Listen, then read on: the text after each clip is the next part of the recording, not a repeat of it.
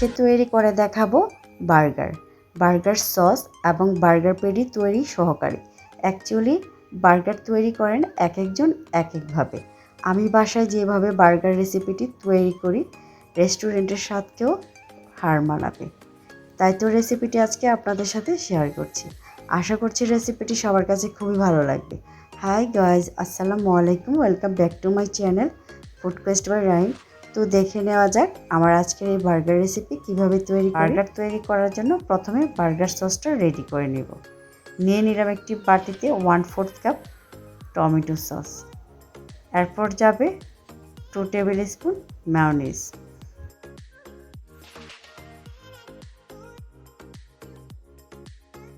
আর যাবে 1 table spoon সর্ষে paste.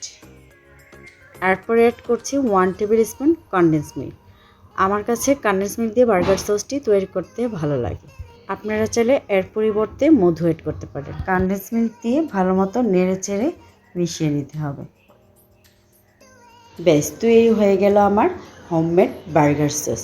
আমি বাসায় সবসময় বার্গার সসটা এভাবেই তৈরি করে থাকি। বার্গার সসটা রেডি হয়ে গেছে। বার্গার সসটা এখন একটা সাইডে রেখে বার্গার প্যাটিটা প্রিপেয়ার করে নেব। 2টি বার্গারের জন্য আমি এখানে 500 গ্রাম পরিমাণে বিফ কিমা নিয়েছি।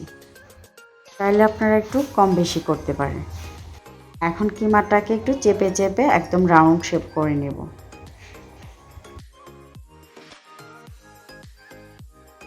আমি বার্গার প্যাটিতে কোনো প্রকার স্পাইস ইউজ করব না, জাস্ট 2টি উপকরণ ইউজ করব। একটি হচ্ছে সাদা কালো গোলমরিচ গুঁড়া আর একটি লবণ।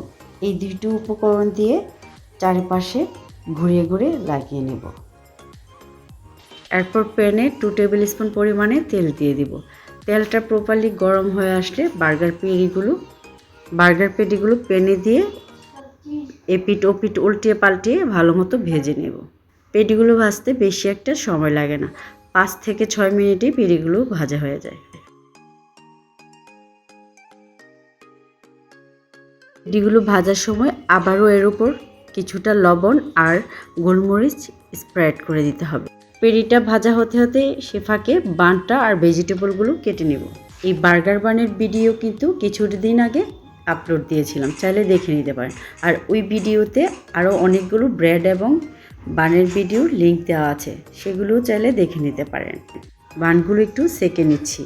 বার্গার তৈরি করার আগে এভাবে একটু সেকে নিলে বার্গারটা খেতে খুবই ভালো লাগে, একটু সফট হয়।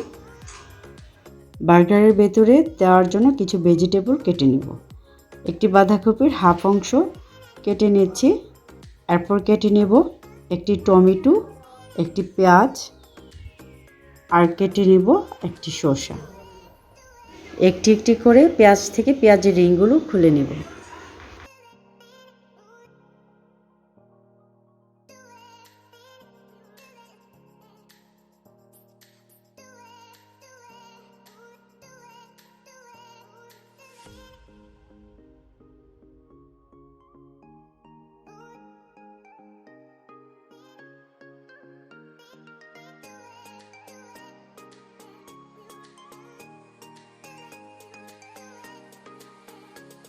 পেঁয়াজ শসা সবগুলো ভেজিটেবলই আমার কাটা হয়ে গেছে।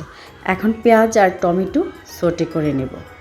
পেঁয়াজ আর টমেটো সটে করা হয়ে গেছে, এখন এগুলো প্যান থেকে উঠিয়ে নিব। আমার কাছে এভাবে পেঁয়াজগুলো সটে করে খেতে ভালো লাগে। চাইলে আপনারা পেঁয়াজ টমেটো এমনিতে দিয়ে খেতে পারেন। বার্গার পেটি থেকে সস সব কিছু আমার রেডি হয়ে গেছে। এখন হচ্ছে বার্গার প্রিপেয়ার করার পালা। বার্গার ডেকোরেশন করার আগে বানগুলোতে বাটার ব্রাশ করে নিয়েছি। এরপর এর মধ্যে বাঁধাকপি দিয়ে দিব। আমি একটি বার্গার ডেকোরেশন করে দেখিয়ে দিচ্ছি। এরপর এর মধ্যে একটি টমেটো স্লাইস দিয়ে দিব। এরপর বার্গার পেটির উপর স্লাইস চিজ দিয়ে চিজটাকে একটু মেল্ট করে নেব। এরপর মেল্ট করা চিজ পেটি সহকারে বার্গারের উপর দিয়ে বাকি ইনগ্রিডিয়েন্টসগুলো একের পর এক দিয়ে দেব। সটে করা পেঁয়াজ, শসা আর প্রথম যে বার্গার সসটা আমি তৈরি করেছিলাম এই সসটা চারিপাশে স্প্রেড করে দিব। সসটা একটু বেশি দেওয়ার চেষ্টা করবেন, এই সসটাই কিন্তু বার্গারটাকে জুসি অ্যান্ড টেস্টি করে। বার্গার আমার প্রিপেয়ার হয়ে গেছে।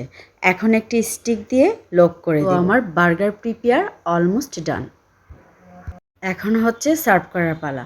দেখুন বার্গারটি দেখে একদম লোভনীয় মনে হচ্ছে, রেস্টুরেন্টের স্বাদকেও হার মানাবে। এখন এই বার্গারটি কেটে আপনাদের সাথে একটু শেয়ার করছি। সরি, আমি বার্গারটি কেটে শেয়ার করতে চাচ্ছিলাম। ঠিক ওই সময়ই বাচ্চারা হামপ্লিট হলে হামলা বলে বলে খেয়ে ফেলবো এমন একটি বিষয় হয়ে যায়, তাই সবটা বার্গার আর কেটে দেখাতে পারলাম না। ঠিক আছে, আমার আজকের এই বার্গার রেসিপি কেমন হলো একটি কমেন্ট করে জানাবেন। আশা করছি বার্গার প্রেমীদের কাছে খুবই ভালো লাগবে। সো গাইজ, রেসিপিটি ভালো লাগলে আমার ফেসবুক পেজটিতে একটি লাইক দিয়ে আপনার ফ্রেন্ডস ফ্যামিলি মেম্বারদের সাথে রেসিপিগুলো শেয়ার করবেন। আর এমন আরও ইন্টারেস্টিং রেসিপিগুলো পেতে চ্যানেলটি সাবস্ক্রাইব করে আমার পাশেই থাকবেন। তো সবাই অনেক অনেক বেশি ভালো থাকবেন, and thank you so much for watching. আল্লাহ হাফিজ।